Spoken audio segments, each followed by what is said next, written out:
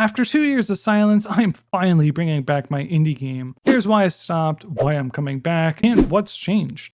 So to start off, we will have to go back in time around 2 years ago. I was working on my small untitled indie game while slowly releasing devlogs about it. Anyways, shortly after my last devlog, some hard choices were made, and I made the decision to stop development entirely on the project. To anyone on the outside, the abrupt stop probably seemed to come from nowhere, but there were actually several reasons behind this choice. No, this had nothing to do with burnout or even some sort of business transactions behind the scenes. I stopped developing the game because I got caught in the pitfall most YouTubers do, the pit of number despair, where your passion feels tied to metrics you just can't control. As I mentioned earlier, I was tracking my progress in the form of devlogs, which unfortunately were not performing how I anticipated. Rather than my typical thousands of views, I was lucky if they were hitting in the hundreds. Now, as the audience, this has nothing to do with you guys. I put the blame entirely on myself. There are so many reasons why my past devlogs were just straight up bad. With that being said, there's also a few other reasons outside the devlogs, like the lack of marketing, troubles with freelancers for game music, imposter syndrome, and even FOMO in the form of other projects. All of those reasons just piled on top of one another, and on top of the underperforming videos, to just put it bluntly, I got overwhelmed and thought the game would be a failure. And ever since, I have spent every day wallowing in despair. No, not exactly. But since I'm returning to it, something obviously made me want to revive it, right? Well, no. Nothing has really changed, honestly. It's not like the views on those videos exploded or anything. But during the 2-year break, I couldn't help myself. I would constantly think of this game project. After all, I put so much time, love, and care into it. It had become a part of me, and letting it go just didn't feel right. So, in short, I want to finish the game. I seriously love this project, and it's about time I stopped letting it eat away at me, and I make a return to it. Long emotional story aside, there is still one massive issue. People definitely forgot about my game. Unfortunately, I'm no marketing genius or anything, so I did what any game dev would do. Actually worked on the game. I've put so much work into it over these past few months, it's actually insane. But trust me, deep down, it's still all the core mechanics you know and love from before. Since I don't want this video to be an hour long, or me reading off a massive bullet point list of all of the changes, I figured I'd just show off some of the bigger features, talk about them, and open the floor to feedback. Before we get into that though, this game now has a name, which is The Hero of Pixel Spire. With this new name comes story, lore, an opening cutscene, and massive influence on the game as a whole. For those who aren't interested in the story, that is perfectly fine. Feel free to skip ahead 30 seconds. So if you're still here, the story goes like this. A long time ago, the god of creation and chaos grew bored of the mortals living in peace and harmony. So while not being able to influence them directly, they teamed up to create the Tower. They filled the tower with creatures of fantasy, trials, and riches beyond belief. And although many have challenged it, no one has managed to get very far in the tower, let alone climb to the very top. That is where you come in. Challenge the tower, clear each floor, get to the top to become the hero of Pixel Spire. And that's it, a very simple concept that allows for so much wiggle room when it comes to gameplay. Keeping that in mind though, when we get to the changes, you'll see the majority of them are changed to better reflect the story. So without further ado, let's run through the game real quick and I'll try to cover as many changes as I can think of. So starting the game up, the first thing that comes to mind is the shop rest area. It's now been renamed to the Enclave, and immediately you'll see that we have a few characters standing in a circle. This is actually the class selection, where you can compare your stats and abilities and pick whichever one you want for the run. So I'm just going to walk up to the wizard over here, and you can see he has stats and he has abilities, and it just talks a little bit about him. We can switch to the wizard, and then the warrior is now over here, and we have the scout and shaman that you might remember from earlier. If you look down in our hotbar, we now have shift as a dash, and every character now has a dash ability, which just makes you invulnerable for a few seconds and gives you a burst of speed. Over here you can see we have a weird little machine, and it says pets, and you can select a pet. I have a whole bunch unlocked just for the purposes of showing this, so I can click on the cat, and it just talks about the cat, tells you what type of rarity it is, and what he does. Then we can just adventure with the cat. And now the cat is following around with us. Moving on, we can go over to the left a little bit more, and you can see we have a vanity section. I'm just going to select the vanity, and you can see I do plan on adding skins to the game. These skins are going to be completely free, and they're actually going to be skill based. So something like beat the first boss as the warrior without taking any damage, and then you'll unlock the warrior's skin. We also have another tab in our skins menu. These are just cosmetic little pets that just follow you around in the game world. I'll just select the slime, and you can see we now have a little slime buddy that follows us around. And you can see we are now in the main enclave area. We have the health machine right here, and you might remember the spell shop. The only big thing that changed is there are now spell pools based on rarity. So depending on how far in a run you are, higher ranked spells will unlock in the shop. Which, moving on, we still have these dummies. We have this guy, which we'll talk to a little bit later, and we have our pool of magic liquid. This is actually going to be changed to be a bit of a hot spring area, but for now, it still has the same wooden visuals. Let's move over to our altar, and I don't know if you noticed, but anything that's interactable now has a white outline. Anyways, I'm just going to hit the teleport button. And immediately things look a bit different. We are now on a floor because this is a tower. We're not going to be having waves anymore. They're going to be floors. And as you can tell, all of the enemies' visuals have been replaced. So now our slimes look like this, which better matches the aesthetic we're going for. And our goblins have been changed as well. And you'll actually notice that I just leveled up here. So when I defeat enemies, there's a bar at the bottom which is filling up, and that is for our experience. We'll get to that just in a second. I want to talk a bit more about these biomes.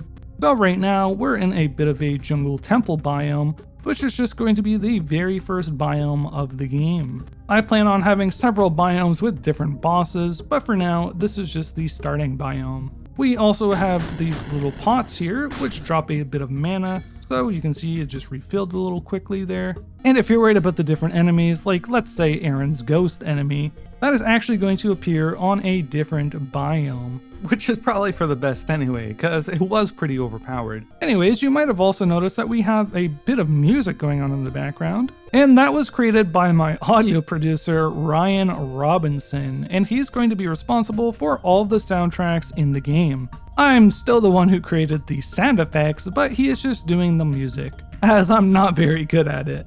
Moving on, I think it's about time we take a look at our stat menu. So if I hit C, you can see there's a little plus here. And you can now see that all of our stats have a plus icon. And I have 2 points left to spend. So every time you level up, you'll get a few points to distribute to your stats. I'm just going to increase my mana regeneration and my power stat, which is for our spells. I can then close out of the stat menu. And because we killed all the enemies on this floor, we can go back to the enclave. You can see some nice text up top for the enclave. And I'm just going to go ahead and progress to the next floor. This guy is pretty difficult. He shoots 3 different spears at you. Stops, moves in position, and then shoots 3 more. He's definitely one of the harder enemies in this biome.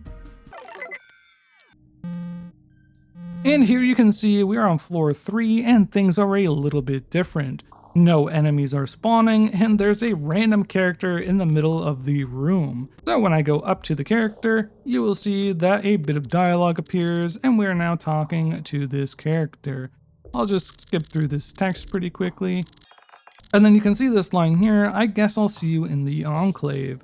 So let's go back into the enclave.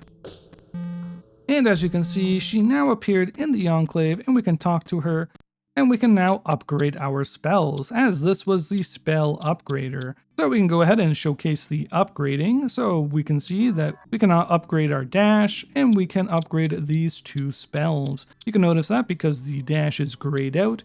And if I were to have another non-upgradable spell, it would be grayed out as well. I'm just going to drag the fireball in. And it's going to upgrade to Hot Shot. which shoots 3 burning flames from my hands. I'm then going to buy it. And you can see that we now have our hot shot, and we can't upgrade it again because we don't have enough tokens. But we could upgrade Glacial Spike.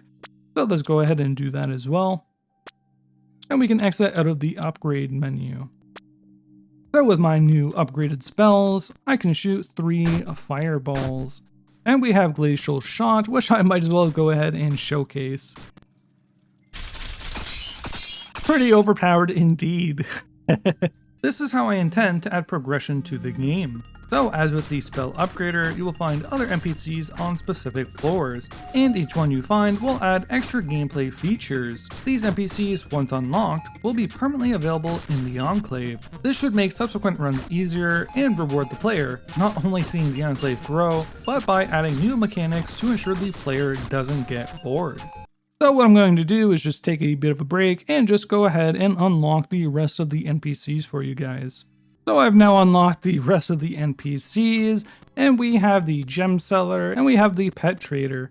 You might remember the pet trader from earlier, but the only addition is now when we buy a pet, it will be unlocked in our pet menu. That was down where we had our character select. One pet will be equipable per run, and if you have no equipped pet, you will just equip the one you bought. As you can see, I now have the bunny pet. We also have the Gacha machine, which gives a random chance to get either a worthless keychain, a spell, or a stat point. I'll be adding in other things in the game that you can get, like gems or vanity items, but for now, it's just spells or stats. Let's move over to the gem seller, which is probably one of the bigger additions to the game.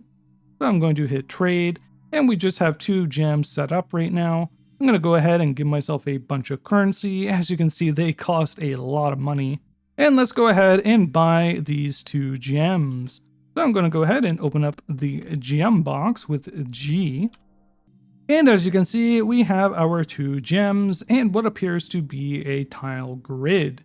So the cool thing about the gem box is you can go ahead and take a gem, and you can slide it in a slot and gain the effects of the gem. Nothing really too crazy at the moment, but if I were to grab this bigger gem and right click, you can actually rotate these gems in different directions. I have a whole bunch of gems already laid out and already planned in a whole bunch of different various shapes. So it'll be really cool and fun to do different orientations for the gems and create a nice effect combination that suits your play style. These gems are actually going to be permanent buys, so when you buy them once, you will be able to keep them throughout the rest of the runs. Don't worry though, the gem seller is not going to unlock until way later in the game.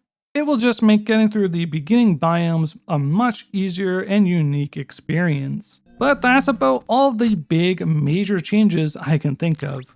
All the main systems are now solid. The game has a name, story, direction, and game loop has been established. All that is left is to focus on injecting new content into the game. So things like new pets, gems, skins, buddies, monsters, biomes, bosses, and honestly, anything else I can think of. If you're interested in the game, it will be available on Steam. You can go and wishlist it now. A link will be in the description. Although, if you want to play it now, I'm opening up playtesting over the Discord server. Just go to the Playtest Pixel Spire channel and submit a request. But that's it, it's been a journey full of ups and downs. But at the end of the day, I'm excited to bring this game to life with all of you. I hope you enjoyed following along this journey, and if this game interests you, I'll be posting more updates soon. Thanks for sticking around until the end of the video, and I'll see you guys in the next one.